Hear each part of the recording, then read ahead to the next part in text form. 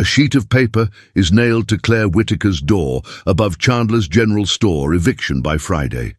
Hazel reads it like a scar. Noah clutches a one-legged tin soldier and asks if cold can kill you. Then the mail brings a creased deed to Hollow Ridge. 17 acres nobody wants. They walk out under watching eyes, carrying a battered kerosene lantern and a Bible hiding their last chance. But when the ridge breathes warm air from a cave, survival stops being luck and becomes a choice. Will mercy be harder than hunger? Like and subscribe. Where are you watching from?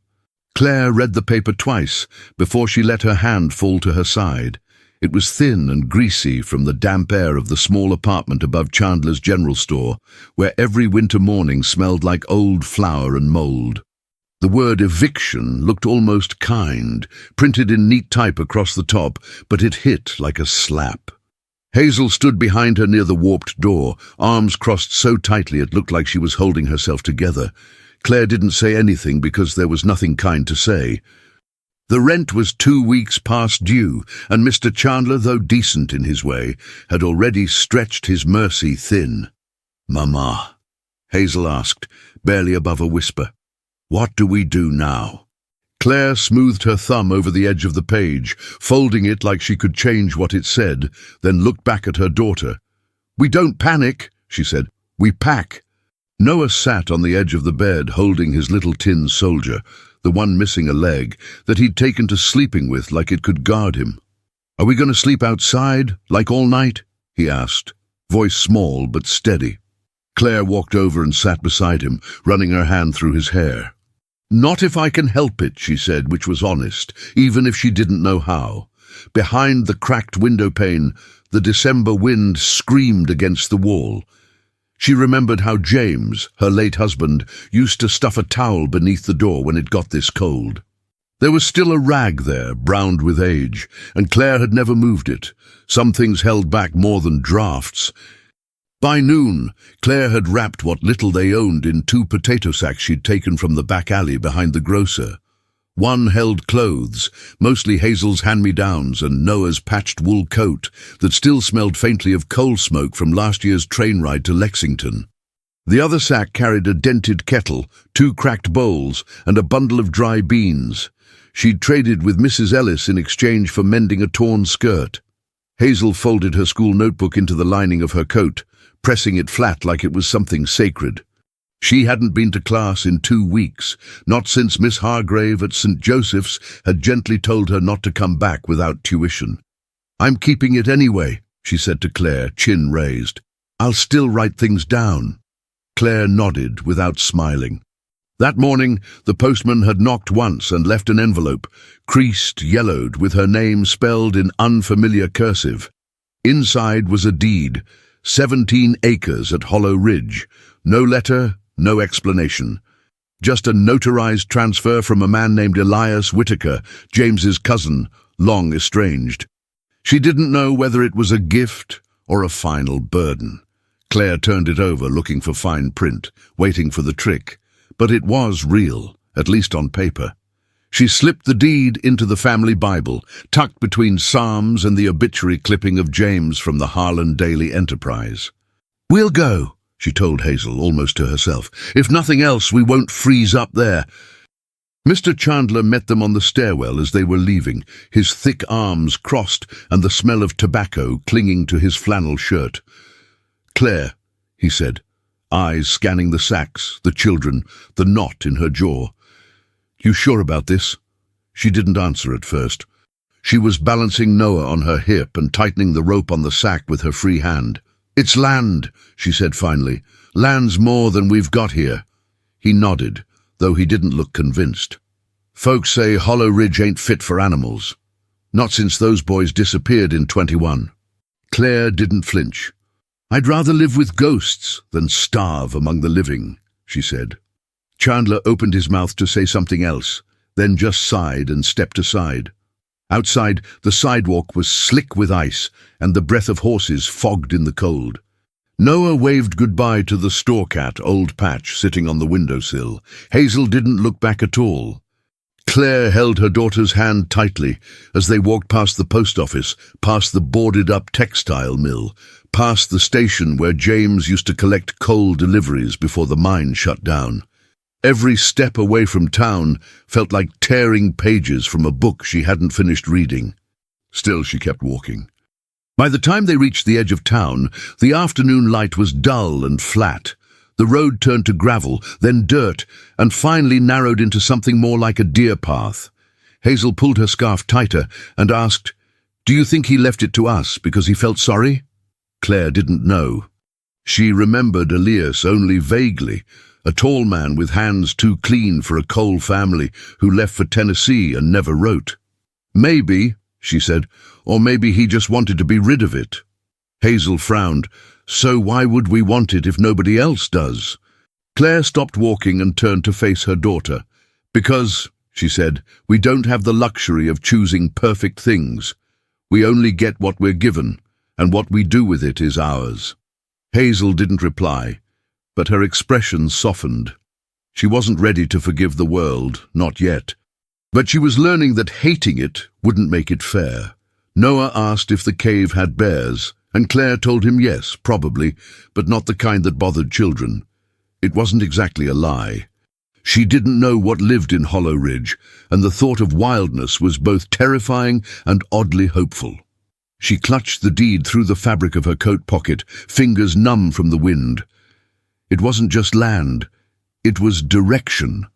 They passed Macmillan Creek by sunset, the frozen water thick and silent.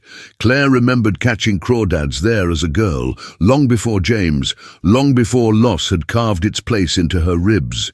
She stopped for a moment at the bend in the trail and let the children rest. "You'll like it," she said to no one in particular, then added, "It's ours." Hazel traced a circle in the frost with her boot. "We should name it something else," she said. "Hollow Ridge sounds like something that swallows people." Claire looked toward the slope ahead, where the tree line darkened and the first shadow of the ridge loomed like a question. "Then we'll give it a new name once we earn it," she said. She pulled the rope on her sack one more time and helped Noah onto his feet. His nose was red and running, but he didn't complain. The tin soldier poked out of his coat pocket, shining faintly in the dusk. As they climbed the last hill before the ridge, the lights of the town disappeared behind them, one by one. No one followed. No one called out. They were leaving the known behind, with nothing but bags, memory, and a crumpled piece of paper that might be a promise or a warning. They reached the entrance to Hollow Ridge just as full darkness took hold. Claire didn't expect a welcome, only somewhere to stop. The ridge looked like it had been dropped from the sky, split and weathered, its face cracked in places like it had once tried to open and swallow something whole. Hazel didn't speak, just stared. Claire pulled the Bible from the sack and opened it briefly to check the deed, though she'd memorized the shape of it by now. It felt oddly fitting to arrive with scripture and soil between her fingers. She knelt beside a moss-covered stone and pressed her hand into the ground. It was cold but not frozen. There was give. She closed her eyes and exhaled slowly. This would be where they built, somehow. "We're not here to haunt it," she said softly. "We're here to live." Noah leaned into her side, and Hazel stood watch like she expected someone or something to object. But nothing moved, no wind shifted, no voice rose, only the distant echo of their own breathing, steady and real. Claire stood up, brushing the dirt from her knees. The deed was still folded in the Bible, tucked into a place where loss met belief. They were not safe yet, they were not home yet, but they had arrived, and sometimes that's the bravest thing. Hollow Ridge offered no welcome, only the blunt reality of survival. The ridge stood stubborn and skeletal, its slopes littered with cracked stones and a patchwork of dead branches that snapped under their boots as if mocking every step. That first night, Claire and the children slept beneath a makeshift lean-to of cloth stretched over two limbs, surrounded by exhaustion and fear. Hazel refused to cry, even when her fingers went too numb to hold her pencil and her toes ached deep in her boots. She covered Noah with her own blanket while Claire tried to stoke a pitiful fire from wet sticks. "I'm not cold," Hazel had said, though her lips were turning blue. Claire didn't press her. She simply tucked a worn wool shawl around Hazel's shoulders and kept the fire going with pages from the Harlan Daily Enterprise she'd packed for kindling. One of the headlines still visible read, "New Deal funds slow to reach Appalachia." Claire laughed under her breath when she saw it. "Ain't that the truth?" she murmured. Noah woke in the middle of the night coughing and asked if he could go home. Claire kissed his forehead and told him, "We're going to build one." Her voice didn't shake, but her hands did. She watched her children sleep like sentinels of her own failure, and she didn't close her eyes again until the first thread of light rose beyond the ridge. The discovery came the next afternoon. After hours spent scouting the ridge for dry wood, Claire noticed something strange near a sunken opening in the hillside. The snow around it was thin, melted at the edges like breath had passed over it. Hazel noticed it too. "Is it smoking?" she asked, narrowing her eyes. Claire stepped closer, crouched down, and held her hand near the opening. Warm air moved over her fingers in slow, rhythmic waves. "It's breathing," Noah whispered, wide-eyed. Claire didn't respond. She just reached for a large stone, pushed it aside with effort, and revealed more of the gap. The heat was undeniable, steady, natural, not the sharp, dry burn of fire, but something deeper. A geological warmth that seemed to rise from the earth's lungs. She turned to the children. "Help me clear it," she said. There was no hesitation.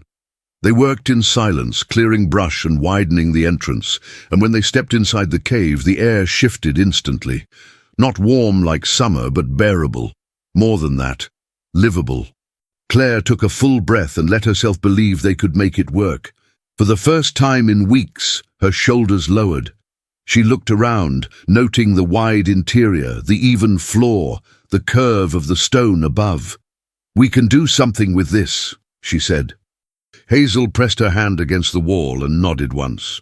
Noah dropped his sack with a grunt and said, "It's home breath." Claire smiled, not because it was cute, but because it felt right. They wasted no time. That night, they slept inside the cave, curled up near the entrance where the last bit of light still reached. By morning, Claire had mapped out a plan in her head. They would need walls to trap the heat, something to separate sleeping space from storage. She took Hazel and went for wood, dragging branches from farther down the slope. Hazel complained only once, when her hands splintered. Claire wrapped her daughter's palm in a strip of cloth torn from an old flour sack and said, "You keep working, and I'll do the building." Back at the cave, Claire stacked the wood like puzzle pieces. She coated the seams with wet earth and moss, mixing it by hand in an old basin, the kind they used to wash clothes in back in Harlan. She fashioned a small vent with a scrap of stovepipe she'd bargained for back in town, trading Mrs.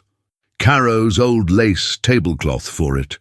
When she finally hung the kerosene lantern from a nail lodged between two rocks, the warm light reflected off the damp stone like a promise. Hazel started a list in her notebook titled "Things We Have." She wrote, 2 blankets, 1 pot, 3 spoons, 10 matches, 1 cave. Noah added, and 3 people. Then he drew a crooked heart beside it. Claire didn't say anything. She couldn't trust her voice not to betray her. In the days that followed, the rhythm of survival began to shape itself into something like life. Claire rigged a low bench from a fallen beam and used it as a workspace to sort seeds, turnip, mustard greens, collards, all gifted by Mr. Fordham from the train yard before they left. He had slipped them into her palm like contraband and said, "Plant them deep. Cold can't stop everything." She built a series of raised beds just inside the cave where the warmth still reached. Hazel fetched handfuls of soil from the ridge's southern side, mixing it with ash and bits of compost Claire had wrapped in oiled cloth and carried in her sack. Noah spent hours sorting pebbles by size until Claire handed him a task with purpose, lining the edge of the garden beds with flat stones to keep the soil from spilling. He worked with quiet pride, humming the hymn he'd learned at St. Luke's before they'd left.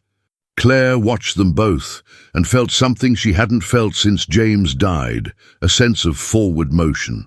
She scratched a date into the cave wall with the edge of a nail, January 3rd, 1936. Beside it, she carved the word begin. Hazel took to recording everything.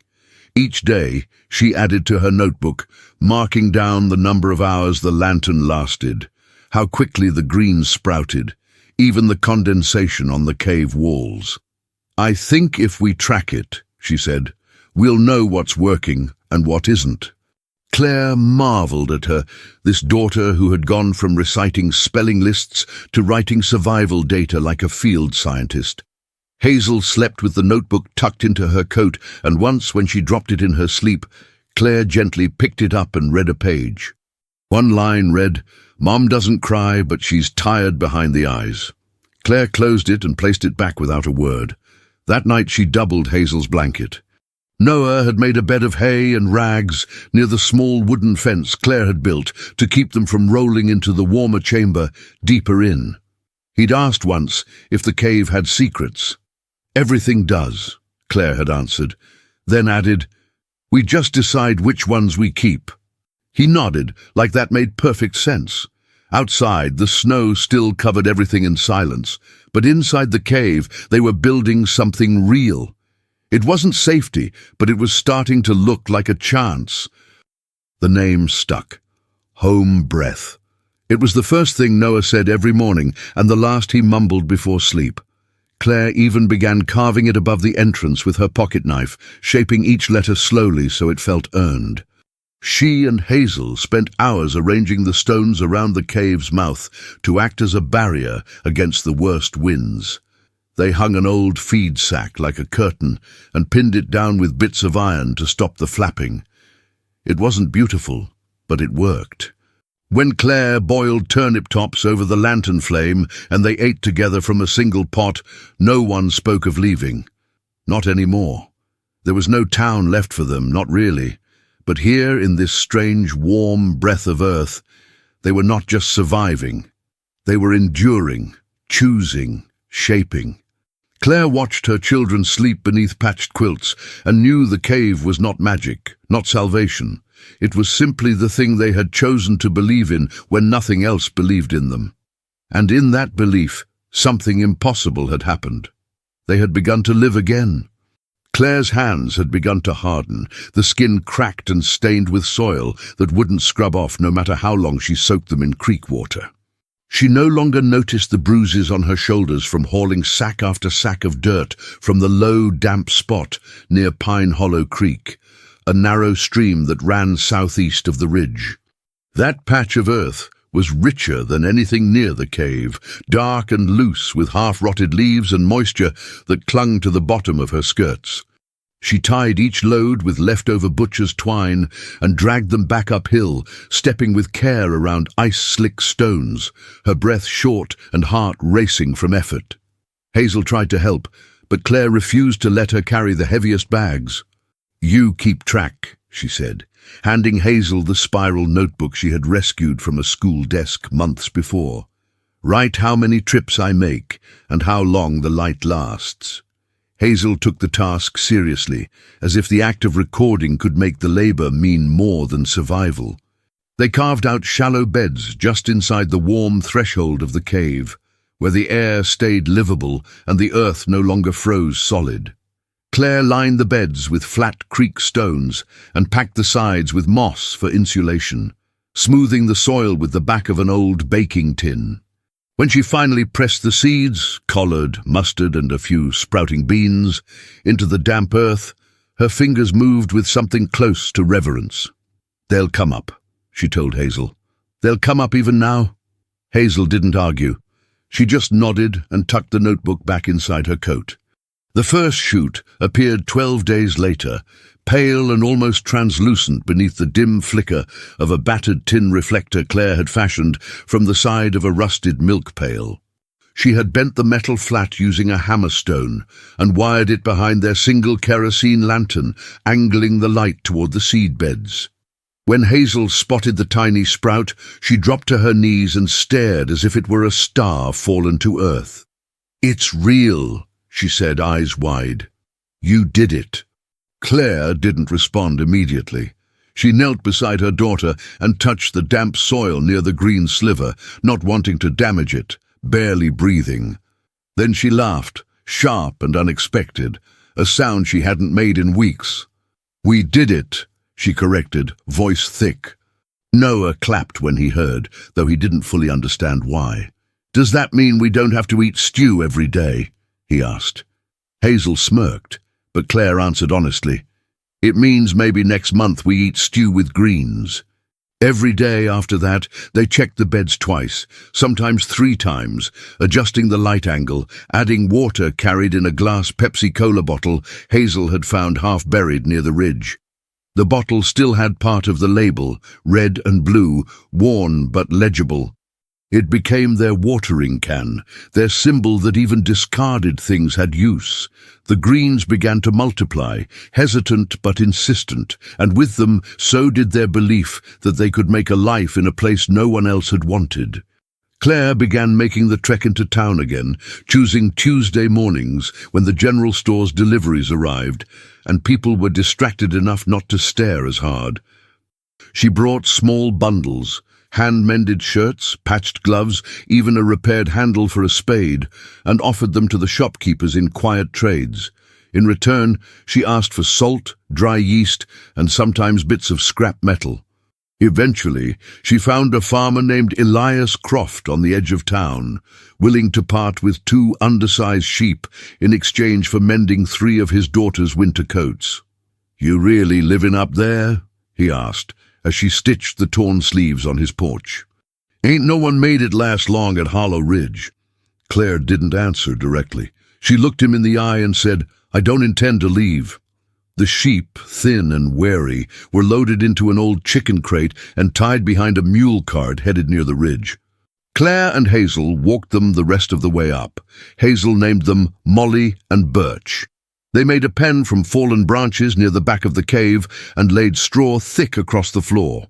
The animals bleated nervously at first, but within days their presence became part of the rhythm. Claire sheared what she could, spinning the rough wool into coarse yarn. Hazel took to learning basic stitches from her mother's old notes, the same patterns her grandmother had used. Every new thing they made, every object added, made the space feel less like a refuge and more like home. Still, not everyone believed they had found anything close to a miracle. Rumors spread in town, whispered in the corners of the post office, and passed in hushed tones at the First Baptist Church after Sunday service. "She's growing food underground," someone said. "Raising sheep where there ain't pasture," another muttered. A few called it unnatural, even sinful. More than once, Hazel returned from errands with her jaw clenched so tight she couldn't speak until nightfall. "They said you were witching the land," she finally confessed one evening as they sorted kindling, "that no decent soil would sprout this time of year unless it was cursed." Claire didn't flinch. She kept working, her fingers steady. "People curse what they don't understand," she said, "and they fear what reminds them they could have done more." Hazel sat beside her, knees drawn up, and stared at the flame. "But we're just surviving." Claire finally looked up. "That's the part they don't like." The silence after that wasn't angry, just heavy. Noah climbed into Hazel's lap, and she let him stay there, rocking him absently while Claire marked another tally into the margin of Hazel's notebook. Each line meant one more day, one more fire made, one more pot boiled. It was the only way Claire knew how to fight back, by lasting. Even with their progress, food stayed thin. Most nights they ate a watery stew made from beans and scraps of root vegetables, thickened with a bit of cornmeal and salt. Claire rationed the greens carefully, snipping just enough leaves from the turnips and mustard sprouts to add colour and flavour. She called it hope stew, though she never said that aloud. Hazel noticed anyway. "You always serve it with that look," she said once, halfway through a meal. "Like you're pretending it's something else." Claire shrugged. "Sometimes pretending is all we have. The sheep produced little at first, but the wool spun warm, and Hazel began knitting fingerless gloves for Noah, who lost his pair when one fell into the water bucket and froze stiff. He thanked her by drawing her a picture in the back of her notebook, 3 stick figures inside a cave with a green sprout in the middle. He titled it, Us. Claire folded the paper and tucked it into the back of the Bible next to the deed. It didn't feel silly. It felt like a record, a marker, proof that they were here, doing the impossible. That night, as she sat by the flickering lantern, she wrote her plans for spring on a piece of brown paper, listing things like barter for a 3rd sheep, build shelf, and try carrots. She folded it and slid it beside the deed, pressing her hand against both, as if to seal a pact with something greater than her. She did not pray, not exactly, but she closed her eyes and asked for time. Each day became both a ritual and a test. Claire rose before the children stoked the fire and checked the beds. Hazel recorded growth with pencil smudges and short phrases like new shoot spotted or leaf curling. Noah spent more time asking questions than working, but Claire never silenced him. She answered what she could and let him wonder the rest. They were holding the line. The cave, once a place of desperation, now echoed with rhythm. Still, Claire knew how fragile it all was. One bad frost, one illness, one accident, and everything they had built could crumble. But each time she saw green growing from earth in the middle of January, each time Hazel came back from town with salt and no bruises, each time Noah called the cave ours without hesitation, she believed a little more, not in magic, not in mercy, but in motion, in what it meant to keep going. She pressed her thumb against the edge of the Bible again one night, checking the soft paper where her plan was folded. It was still there, still safe. That was enough. For now, that was enough. The storm came late in the season, but it came with a fury that felt almost biblical. It started with sleet that froze fast, sealing the valley in glass, and then turned to snow so thick it blanketed everything in hours. By the 2nd day, the roads out of Pine Hollow were impassable, the trains stalled near Corbin, and the phone lines crackled into silence. Claire heard about it in fragments, shouted from across the wind by a boy from the Nichols family who came stumbling up the slope, his coat too thin, his boots leaking. "No coal," he said between chattering teeth. "No bread left. They're burning furniture now. The church is full, but it's cold." Claire took him inside, gave him broth she had made from a bone saved 2 weeks earlier, and listened without speaking. She already knew. The signs had come in small ways, the sudden stillness of the town's smoke, the silence from the valley. Hazel stood near the back wall of the cave, her arms wrapped around herself, the old scarf James once wore twisted between her fingers. "Let them freeze," she said, barely louder than a whisper. Claire didn't answer.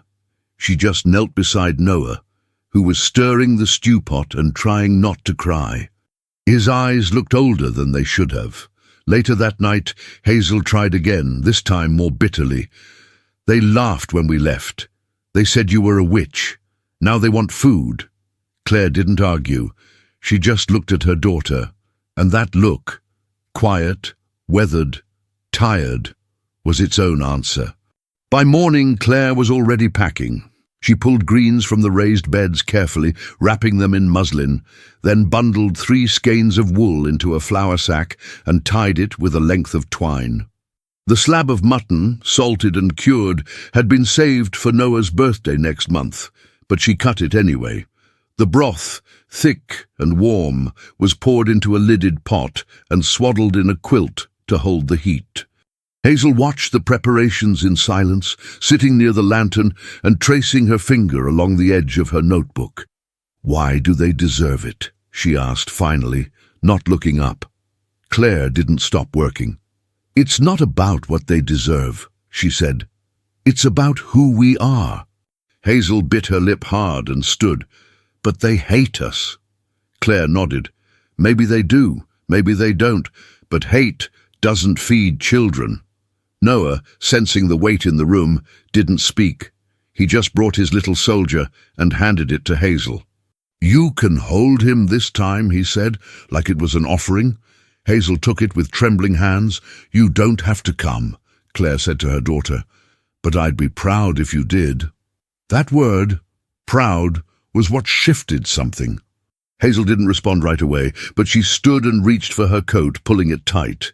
She didn't cry, but her throat moved like she might. "Let's go," she said, her voice flat but not hollow. They stepped out together, wrapped in scarves and silence, into a world that no longer looked like it belonged to anyone. The snow fought them at every step. The path down the ridge was nearly gone, hidden beneath drifts that swallowed their boots and numbed their legs. Wind pressed against them like a hand, trying to shove them back uphill. Claire led the way, holding the sack of supplies in one hand and gripping Noah's mittened fingers in the other. Hazel followed behind, carrying the pot of broth wrapped in a quilt that once belonged to her father. The patchwork of red and blue squares faded, but still strong. It took nearly 2 hours to reach the town's edge, where the outlines of homes looked like sunken ships beneath the snow. Claire headed first to the Sanders house on Mill Street, a small place with a broken porch swing and curtains that hadn't moved in days. She knocked once, then again. Finally, a pale woman opened the door, her hands shaking. "Claire," she whispered, as if saying the name might curse her. Claire said nothing. She simply placed the pot into the woman's arms, then handed her the sack of greens. Hazel stared at the woman's face, waiting for some sign of apology, but there was only hunger and a kind of shame that could not yet find words. The woman began to cry, silent and hunched. Claire touched her shoulder briefly, then turned to leave. Hazel stayed frozen for a second longer, then followed, her eyes burning. They moved from house to house, choosing carefully. Families with children, elders who had no one left. At the Thompsons' place, Claire handed over a shawl she had been mending for herself. At the little cottage by the old feed store, she left a skein of yarn and half a loaf of rye bread. No one said thank you, not at first, but the looks changed. Suspicion gave way to silence, silence to surprise, and finally to something like sorrow. Near the church, Reverend Parker stepped out into the snow, coat unbuttoned, hair uncombed. "Claire," he called, "you don't have to do this." She didn't slow down. "I know," she said. He opened his mouth to say more, then closed it again. Hazel looked at him, remembering how he once told her mother that God helps those who help themselves. She almost laughed.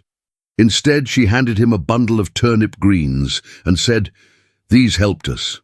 They were halfway back to the ridge when Noah stumbled, and Claire lifted him onto her hip, her legs shaking. Hazel took the empty pot and slung it over her shoulder. No one spoke. But when they reached the first bend, they looked back. The smoke from 3 chimneys had returned, faint and rising. It was enough. The days that followed came with small signs of change. On the second morning after the storm, someone left a stack of firewood near the base of the ridge, tied with butcher's twine. The next day, a small bag of oats appeared, wrapped in newspaper from the Louisville Courier-Journal, dated January 22, 1936. There was no note, but Claire recognized the handwriting in the margin. Reverend Parker's sermon scribbled faintly, likely torn from his own notes. Hazel didn't trust it. "Too little," she said. "Too late." Claire agreed, but she accepted the offering anyway. The cave became a place people approached differently now. Not with superstition or scorn, but with careful steps, like approaching something sacred or dangerous, depending on how one chose to feel guilt. 3 days after the storm broke, a man named Grady Timmons, who once called Claire a fool for going up the ridge, arrived with a bundle of cedar planks. "You'll want shelves soon," he said, not meeting her eyes. Claire nodded. "We will." Hazel watched the exchange from the cave's entrance, arms crossed. She didn't smile. But that night she added a new page to her notebook. It read, "People remember." And below that, "We showed them how." On the 7th day, Just as the snow began to melt and the sun dared to stay out past late afternoon, Claire found a small sign propped near the stone path that led to the cave. It was rough-hewn, the letters carved unevenly but clear, Whitaker Ridge. Beneath it, someone had nailed a strip of cloth with a green sprout drawn in charcoal. Claire stared at it for a long time, unsure what to feel. Hazel came up behind her, silent, then reached out and pulled a splinter from the edge. She tucked it into her coat pocket without speaking. Claire glanced at her. "You keeping that?" Hazel nodded once. "Reminds me," she said. Claire didn't ask what it reminded her of. She already knew. That night, while Noah slept curled against the new straw bedding and Hazel wrote one last line in her notebook, Claire reached for the Bible and slipped in a new page. On it, she wrote, January 28th, 1936. We chose mercy. She folded it beside the deed, beside the plan, beside the boy's drawing of 3 stick figures and a sprout.